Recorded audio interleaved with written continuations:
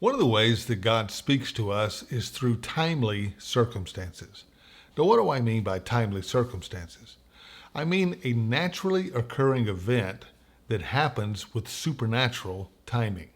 In other words, the thing that happens is in and of itself not particularly spiritual or supernatural. Maybe it just happens all the time. What makes it special and supernatural is that it happens at supernatural timing that means something to you.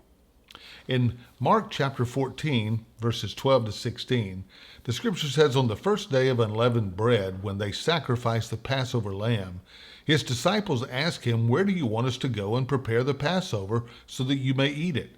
So he sent two of his disciples and told them, 'Go into the city, and a man carrying a jar of water will meet you. Follow him. Wherever he enters, tell the owner of that house, the teacher says, "Where is my guest room where I may eat the Passover with my disciples?"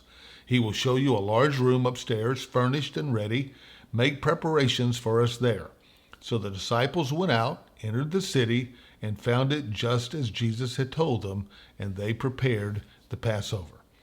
Jesus tells them, "Go into the city of Jerusalem." Go into the city? That's pretty general instructions. The city's a big place. Where in the city? Not to mention, this is Passover time. The city is just bustling with thousands of people, thousands of guests. And Jesus says, "Go into the city."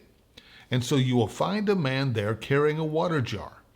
Now, a man carrying a water jar was a little bit unusual. Usually women did that. But here's a man carrying a water jar. But that's certainly not supernatural. What made it special was the fact that he was carrying the water jar and he passed right in front of them just at the moment they were arriving there and in just right timing. And so it was a naturally occurring event, but it happened in supernatural timing that meant something to them. They followed him and ended up exactly where Jesus wanted them to be. How in the world did Jesus do that? Well, Jesus is Lord over your circumstances. And so as you pray and seek the Lord, keep your eyes open for timely circumstances. Jesus will guide you through them.